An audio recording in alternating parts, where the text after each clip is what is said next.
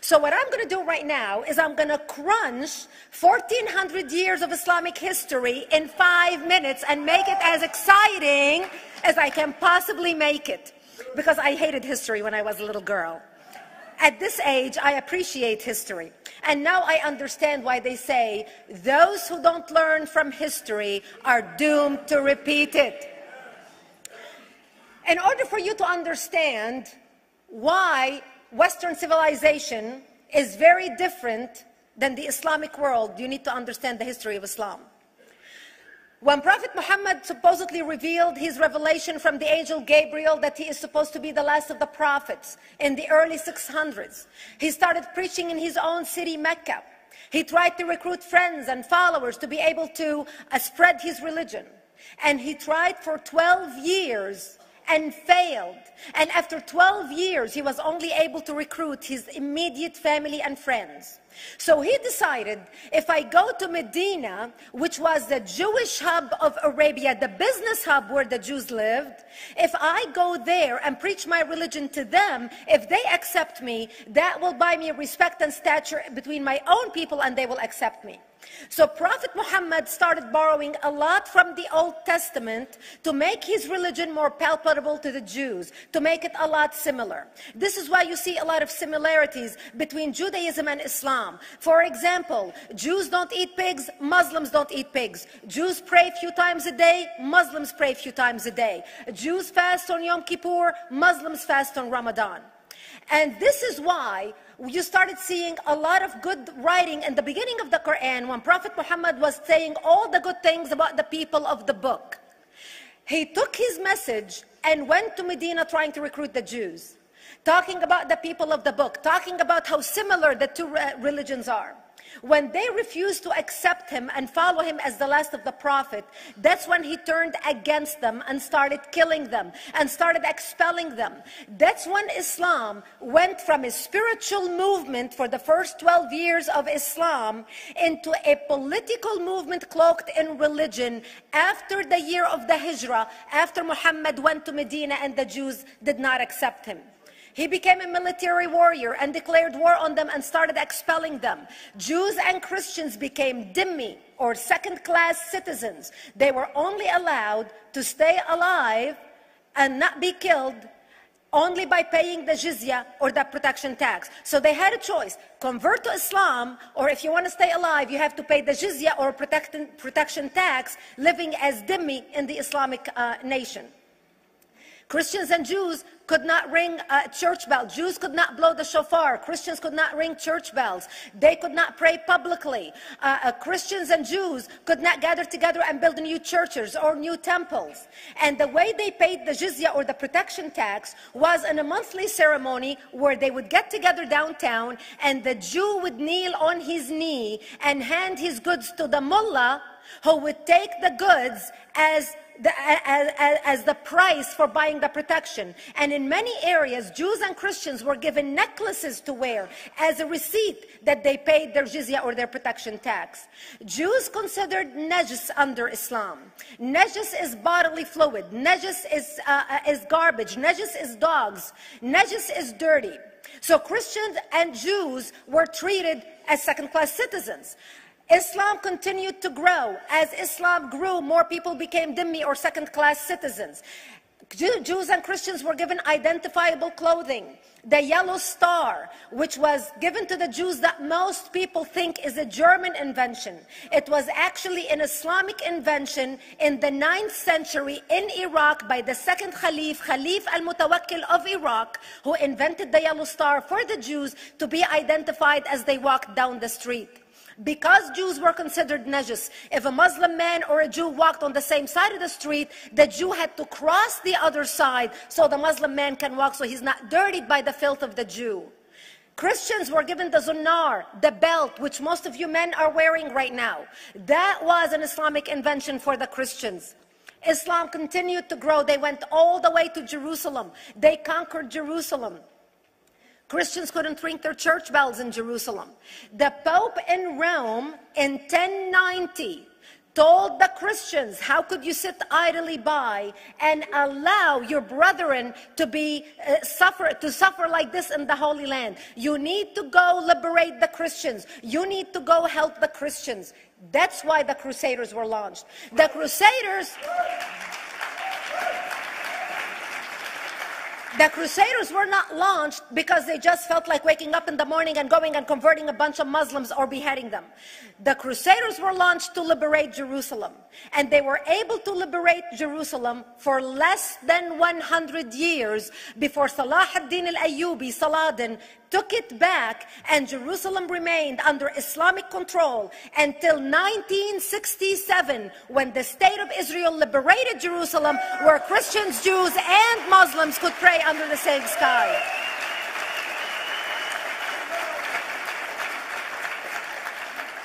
The Crusaders continued fighting Islam, and for 300 years they tried and failed. And by the 1300s, the Crusaders disappeared because they could not win against Islam.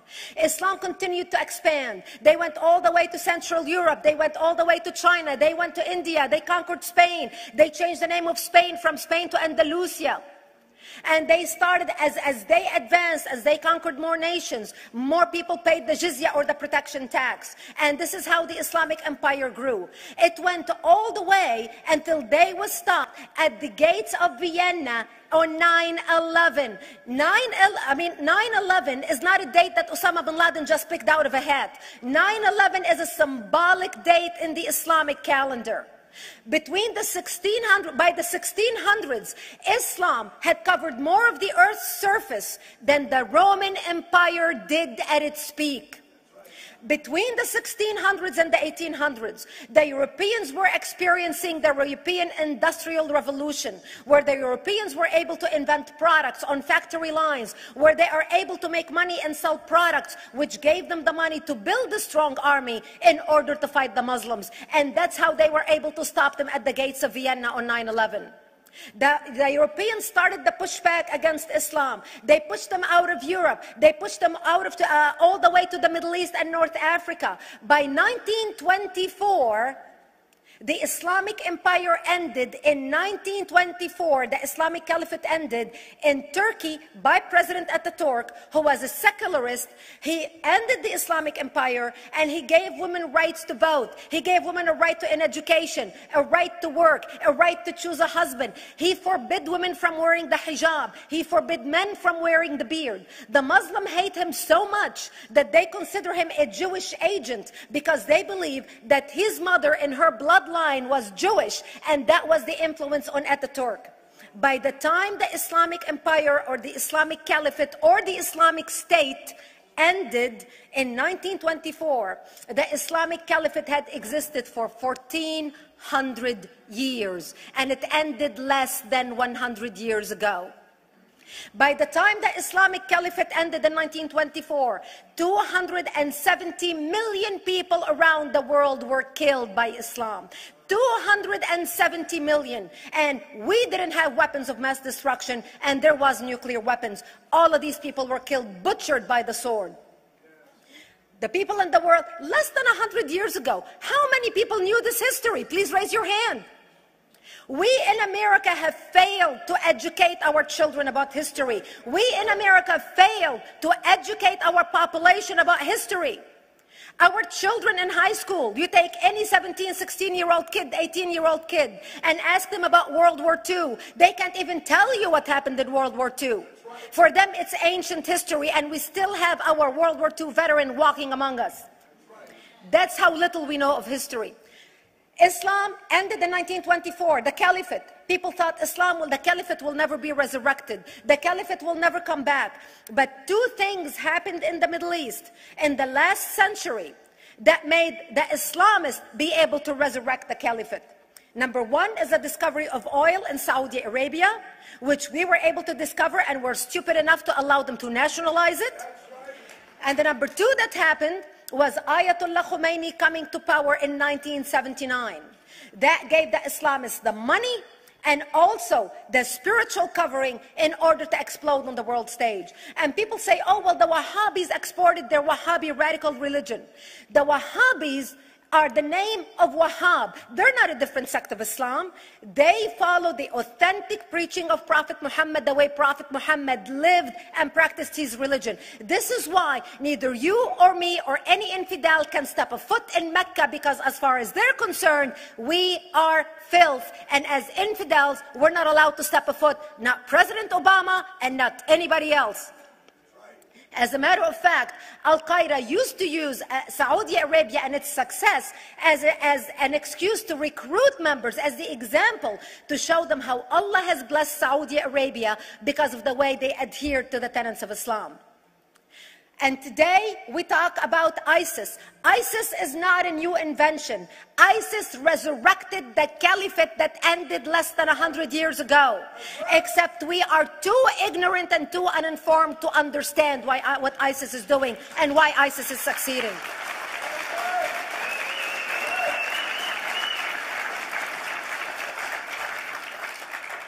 Two things you need to understand about Islam and the principles of war in Islam. One is the law of taqiyya, which means lying and deception. It means that a Muslim man can lay his hand on the Quran and swear that he is telling the truth, knowing that he is lying, but also knowing that the Quran will forgive him because he is advancing the cause of Islam. The second thing you need to know about is that the Treaty of Al-Hudaybiyah, which is an Islamic principle of war and a model on how to deceive your enemy when you have to sign peace treaties with your enemy. And it is based on an example by Prophet Muhammad. Prophet Muhammad was attacking the Meccans and their caravans when he was living in Medina.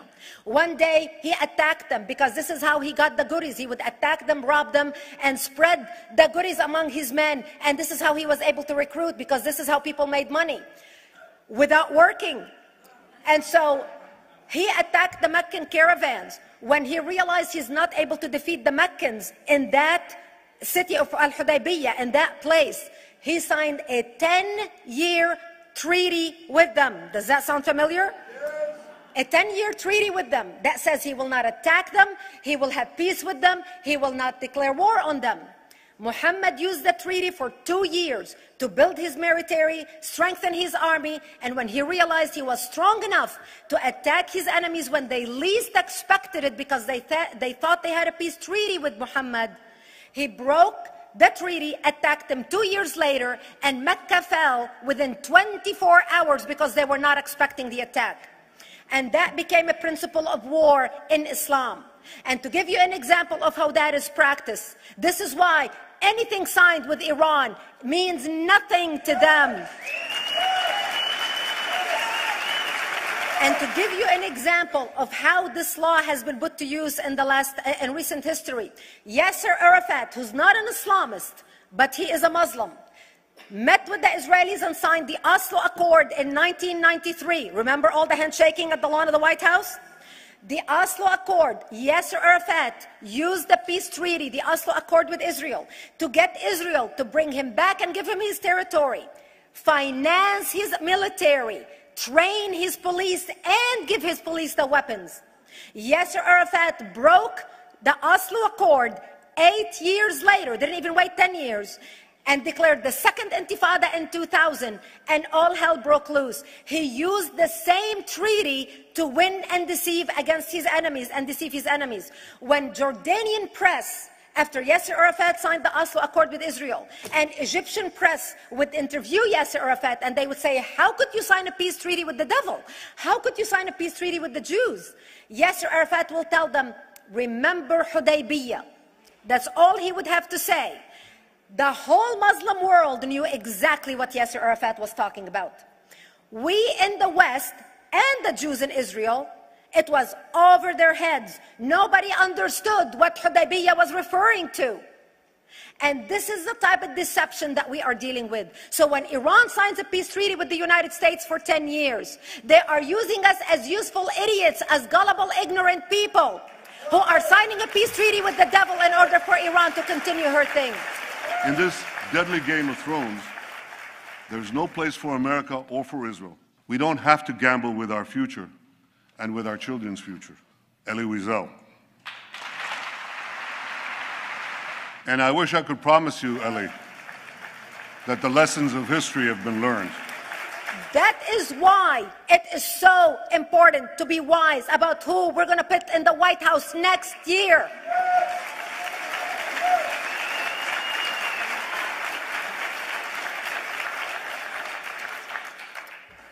This is why it is very important that whoever we're going to elect next year to office, that the next president be well informed about the history of radical Islam, understand our enemy, understand what ISIS is all about, understand what their end goal is. And this is exactly, people are wondering how come ISIS is having such success recruiting people from all over the world. They exploded all over the world.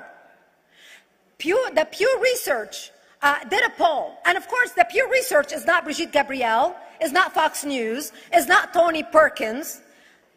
The Pew Research did a poll in 2013 when they went around the world and interviewed Muslims from Islamic countries all over the world.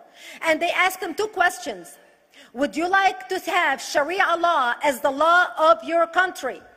And would you like to see the Islamic Caliphate? And remember, this was in 2013, before ISIS.